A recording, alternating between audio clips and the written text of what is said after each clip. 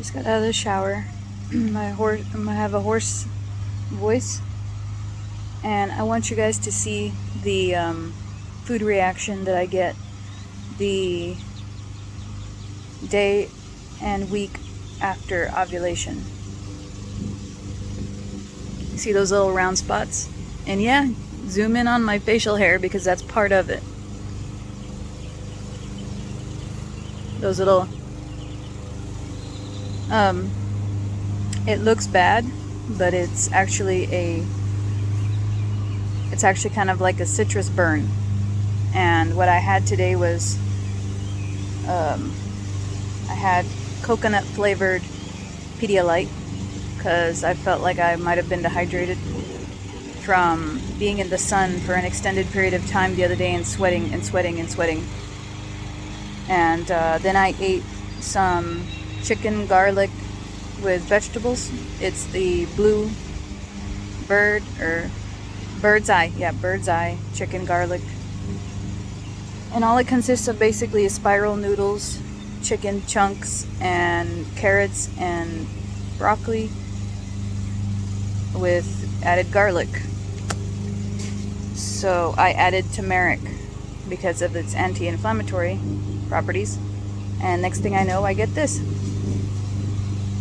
And I've been getting it for the past, well, since the beginning. And I nailed it down to being citrus or being food related, you know, like a food sensitivity. It doesn't hurt. It kind of feels like my tongue was burning a little bit, like my throat was burning a little bit, but that's about it. So I'm still able to digest the food and everything like that. Like I don't vomit or get diarrhea or anything. I guess because of that one day where I was outside working on the lawn from about 9 a.m. to about 4 p.m. in the sun, and I was sweating. I mean, I was drenched in sweat. I think that I pushed myself too hard, and given how the cycles have been treating me, I think that I overdid it. And then the timing of my physician wanting to take me off my sleep medication couldn't have been at a worse time. So I've been getting about 3 hours of sleep every night. And then I'll nap during the day, totaling to about maybe 4 to 5 hours of sleep. Now that's not 3 hours total, that's an hour and a half, then I wake up panicky, then another hour and a half. And I took melatonin recently, like last night, and I was this close to sleep paralysis. So needless to say, I'm not taking anything with melatonin in it again. I mean, I know that actually quite a few people have that reaction, or they'll get nightmares. So I'm not taking that again.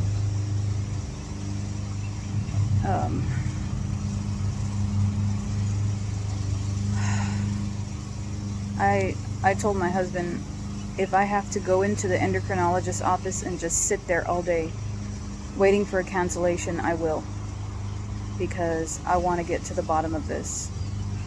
When they diagnosed me, I was hyperthyroid. And right on the verge, like right on the edge of their tests. And since then, my levels have normalized, or if you will, but I still have the symptoms, you know? And I contacted a nutritionist today, and it doesn't seem as though they're going to be able to help me. Their main focus is weight loss. So I was this close to going to the ER, but then I told myself, what are they going to do? The changes that I've noticed over the past month is my heart rate has gone down, which under normal circumstances would be nice, but it's gone down.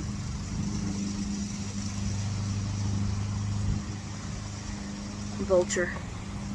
Fucking vultures. I consider them a bad sign. Shit. My heart rate has gone down.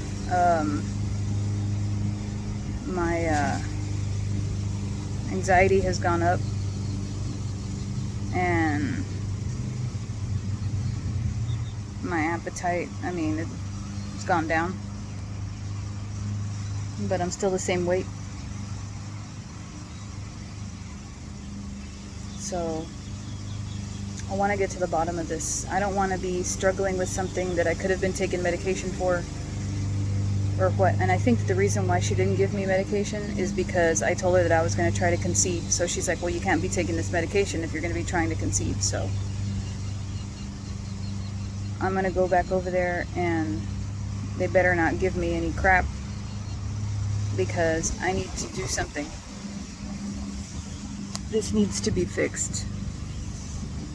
And I'm over here thinking, oh yeah, I feel better, like 90% better. Nope. And because the thyroid panel came out normal, they're not gonna consider it like an actual ism, you know. The diagnoses that I got were like, it kind of means like toxic thyroid, and that's when you have a overproduction. And the other thing she told me was thyroiditis, which the only thing I can find on thyroiditis is Hashimoto's thyroiditis, which is actually less production of thyroid hormone. Plus the fact that I do have the nodules on my, one on each side of my thyroid. She was saying that, oh yeah, if I talk to 10 people, 7 of them will have thyroid nodules, and 90% of the time they're benign, you know. And I was going over the paperwork today and looking at some of the medications that they prescribe for hyperactive thyroid. And not that I don't think that I'm at that point anymore, but my grandma was taking them. She was taking a beta blocker, and she was taking something for her thyroid. So that means that it's hereditary. Wonderful. Which is not something that I knew before. And another thing is my feet are getting colder more often. And if I elevate my limbs, or if I stretch my limbs out, it almost feels like they're going numb.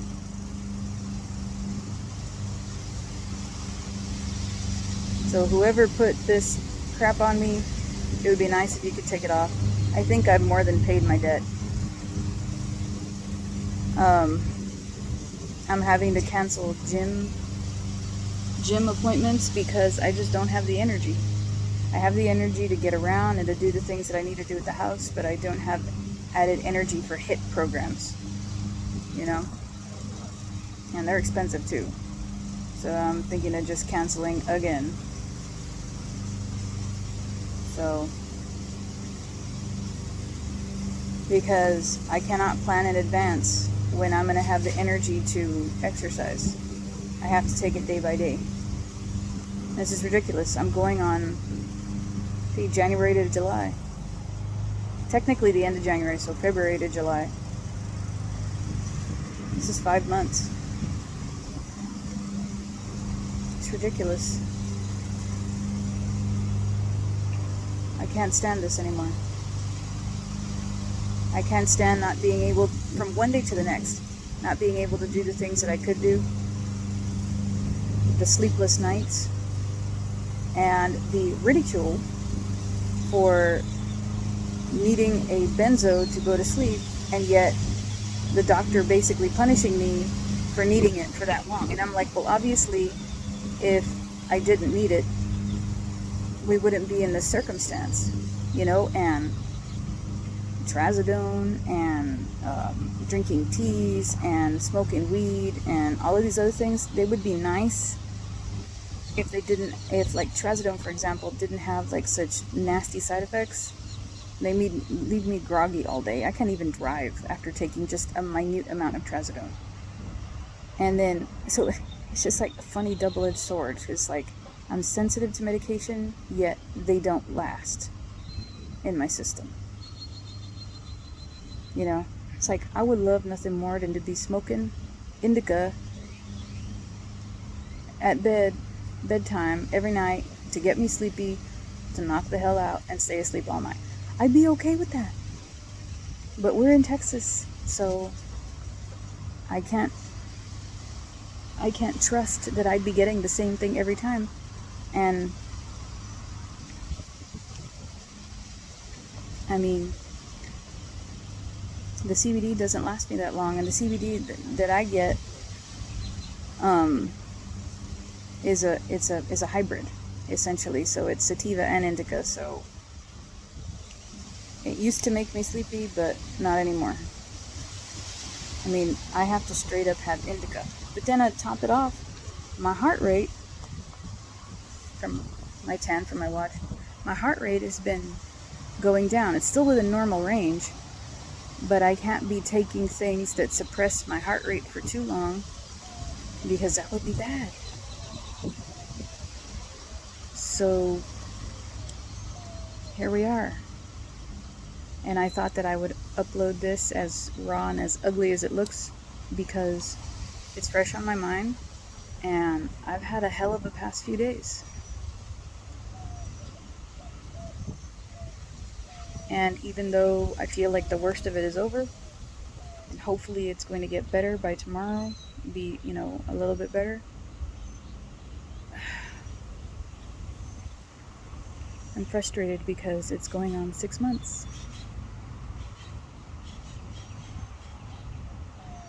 And this spoils things for a lot of us. I know life just works that way. It's just how life works, but this is ridiculous.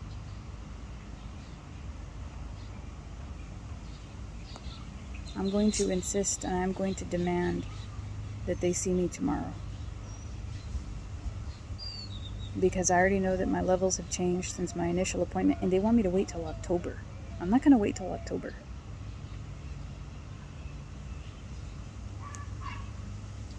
My mom told me, she's like, one time I was in pain, such bad pain, and she wanted a shot in her joints for pain relief. She's like, that I waited in the doctor's office, and I told him that I didn't care how long it would take for me to wait, but I was going to wait there until I saw the doctor. And she said, and they took me 2 hours later. So I hope that's the case for me, because I need to see her, and I need to talk to her, and we need to figure something out, because I can't keep having these attacks. I don't know what's going on. The other general practitioner did a CBC to check my platelets, and should have results back in like a week and a half or so. But they were like, oh yeah, they made me go in to to refill my prescription, and they're like, oh yeah, it's been close to 6 months, and this is a controlled substance, so we're gonna wean you off. And I'm like,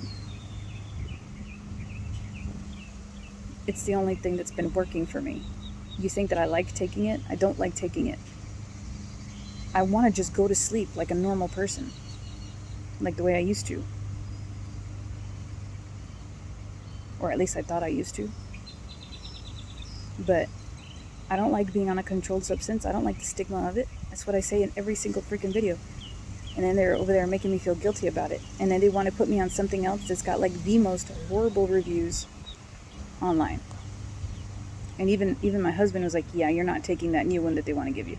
And I was like, no, I'm not. So that's about it. So I'll keep you updated on what they say.